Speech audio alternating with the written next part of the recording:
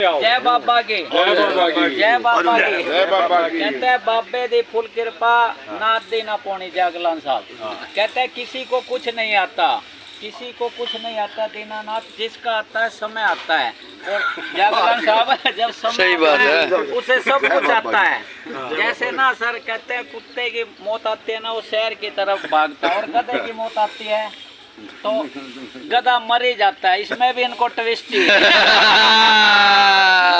देखो कुदरती बतरा साहब आज हमारे बीच में है, कल शायद पता नहीं क्या हो। तो अड्डी होते कल क्या बनाओ ना खड़े हो उस तरफ, बीच में ना खड़े हो। कल थोड़ी खिदमत है ना इतने कढ़ाई चढ़ा रखी है। क्योंकि मैं वेखे जिंदे जी दे मेले क्यों सैनी साहब, वरना हम अकेले हैं। मतलब आप मेरे को जीते जी भूत बनाना चाहते। हमें तो आप पहले ही भूत लग रहे थे। भाई गरक साहब, तो मैं इतना कहना चाहूंगा दीनानाथ जी कुछ कहो फिर तुसी भी फिर कुछ ऐसे बारे बतरा साहब तुसी कई बार कहने ना जिथे बतरा उत्ते खतरा। वही सैनी साहब है फिर क्यों कोई नहीं लगता, नहीं मैं फिर- कोई नहीं लगता। नहीं फिर बुला क्यों रहे हो? बात तो ਅਸੀਂ ਤਾਂ ਬੇਵਕੂਫ ਆਏ, ਅਸੀਂ ਤਾਂ ਪੰਗੇ ਜੱਟ ਪਾਣੇ। कोई खतरा नहीं। ਸਾਡੇ ਤੋਂ ਵੱਡਾ ਬੇਵਕੂਫ ਨਾ दीनानाथ जी ਇਹ ਕਹਿੰਦੇ ਨੇ ਫਿਰ ਬੱਤਰਾਂ ਤੱਕ ਫਿਰ ਬੁਲਾਉਂਦੇ ਕਿਉਂ? ਅਸੀਂ ਉਹ ਬੇਵਕੂਫ ਆਏ ਜਿਹੜੇ ਜਾਣ ਬੂਝ ਕੇ ਨਾ ਭੇਡਾਂ ਦੇ ਛੱਤੇ ਜਾਤ ਮਾਰਦੇ। ਅੱਛੇ ਭਲੇ ਜਾ ਰਹੇ ਨੇ ਬੱਤਰਾ ਸਾਹਿਬ, ਅਸੀਂ ਖਤਰਾ ਮੋਲ ਲੈਣੇ ਆ।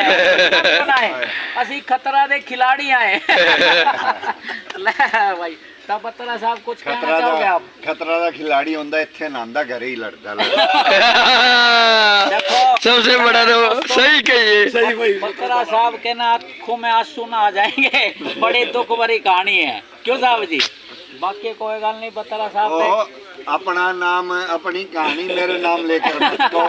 अगर आप खतरों के खिलाड़ी होते तो यहाँ ना होते, घर पे होते। बकरा साहब का मैं हौसला बताया कि खाली आप पत्नी पीड़ित नहीं हो, ये सैनी जी भी है।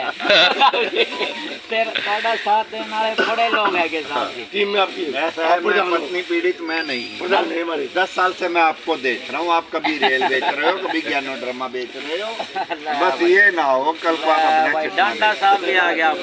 डांडा साहब के बारे एक कोई गल गवांगे। कहते न ये तो हमारे देवता हैं साहब, ये ना अगर आप ना होते ना डांडा साहब मैं तो भूखा ही मर गया। डंडा डंडा साहब का क्यों सैनी साहब? अगर डांडा साहब आप ना होते तो चल ना सकता, आपको पकड़ के चल। भाई हमने हल जोतने पड़ते। बड़ा टेढ़ा काम है, क्यों सैनी साहब? तो ले भाई तो बात को आप वाणी को। और एक बात ध्यान रखना, इन्होंने 2 मुंह का चश्मा क्यों लगाया हुआ है? हाँ सर। वाणी को काला नीचे सफेद, भाई आंख हमारे तो किसी को पता ना लगे। भाई धन्यवाद सैनी साहब करेंगे फिर हम तो।